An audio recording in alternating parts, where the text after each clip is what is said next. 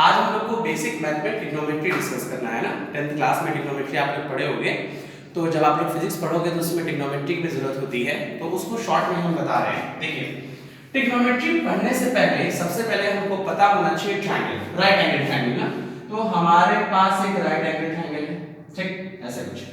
देखिए ये right angle triangle है ना, ए बी सी, और ये एंगल बी जो है ये हमारा 90 डिग्री है, ठीक। अच्छा, अब राइट एंगल ट्रायंगल है और ये एंगल भी 90 डिग्री है, तो राइट एंगल ट्रायंगल में पाइथागोरस थ्योरम भी होगा, ठीक। जो सब पाइथागोरस थ्योरम के अकॉर्डिंग जो सबसे बड़े साइड का स्क्वायर होता है, बाकी बचे दोनों साइड के स्क्वायर के सम के इक्वल होता है, इसी को कहते हैं पाइथागोरस थ्योरम।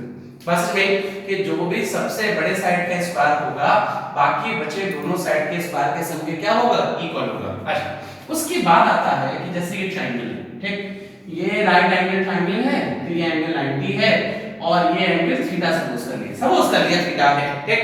तो इसमें तीन चीजें होती हैं, एक होता है हाइपोटेनस, एक होता है बेस, एक होता है परपेंडिकुलर। जो सबसे बड़ा साइड होता है वो हमारा होता है हाइपोटेनस, ठीक। जो सबसे बड़ा साइड होगा वो होगा हमारा हाइपोटेनस। उसके बाद जहां थीटा जुड़ा होगा, जहां थीटा कनेक्टेड होगा, वो हमारा साइड होगा, उसको कहेंगे बेस, और एंगल के सामने जो होगा उसको कहेंगे हम लोग परपेंडिकुलर। बस भाई कि किसी वजह से ये ट्रायंगल लेते हैं, मान लीजिए ये ट्रायंगल ले रहे हैं, ठीक। इस ट्रायंगल में ये राइट एंगल है, ठीक है, ये एंगल थीटा है, थीटा के सामने, ये थीटा के सामने है ना, तब ये परपेंडिकुलर है, और ये थीटा जुड़ा है तो ये बेस है, और सबसे बड़ा साइड है तो ये क्या है, हाइपोटेनस। ये हमारा बेसिक है। अगर ऐसे ट्रायंगल हो गए, मान लीजिए ये ऐसे कुछ है, ये एंगल ऐसे कह रहा है 90 डिग्री है, ये एंगल थीटा है, ठीक। तो ये तो सबसे बड़ा है, अगेन ये हाइपोटेनस, थीटा के सामने परपेंडिकुलर, और जहां थीटा जुड़ा है वहां पे बेस। बस में तो याद रखेंगे तीन कंपोनेंट होते हैं, परपेंडिकुलर होता है, बेस होता है और हाइपोटेनस।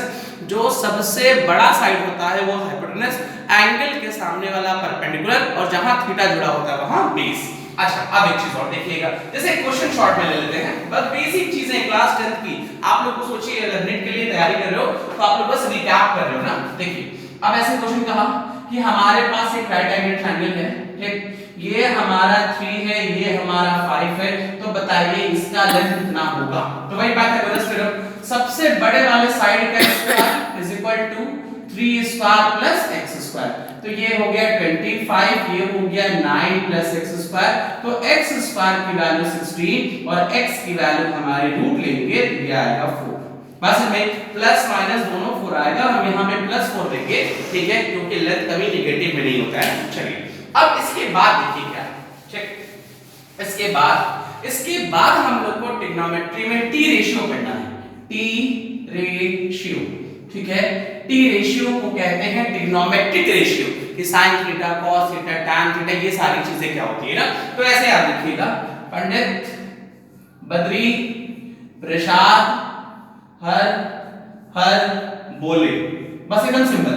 अब ये जो चीज आया ये, ठीक, ये पहला टर्म, ठीक है, P फॉर परपेंडिकुलर है, H फॉर हाइपोटेनस है ना।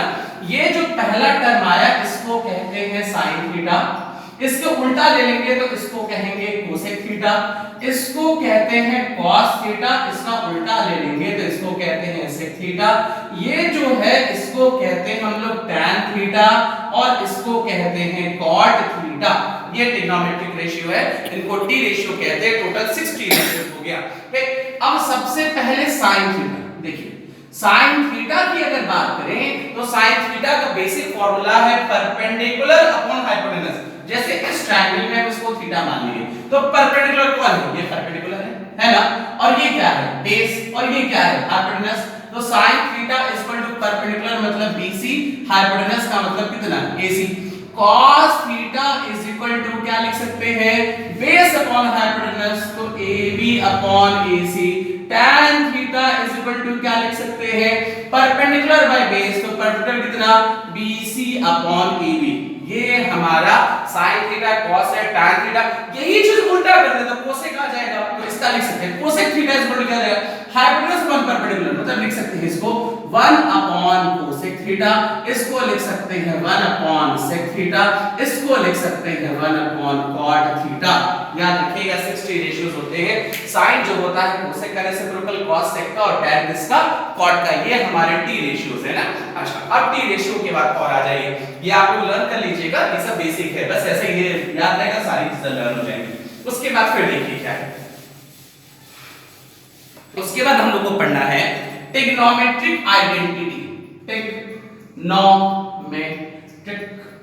आइडेंटिटी, ठीक है। ट्रिग्नोमेट्रिक आइडेंटिटी जो है हमारी तीन है, ठीक है।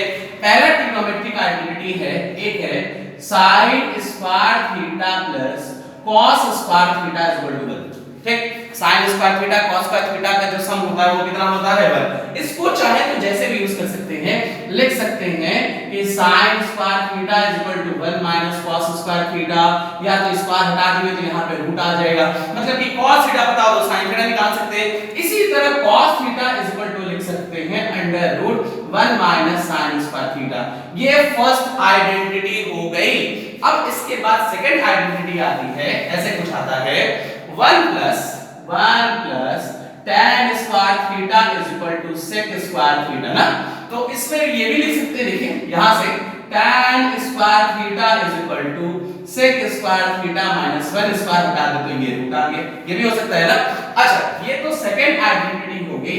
इसके बाद थर्ड आइडेंटिटी आती है 1 plus cot square theta is equal to cosec square theta, या तो cot theta is equal to पुराना फार्मूला की तरह cosec स्क्वायर थीटा माइनस 1 का रूट। तो तीन ट्रिग्नोमेट्रिक आइडेंटिटी है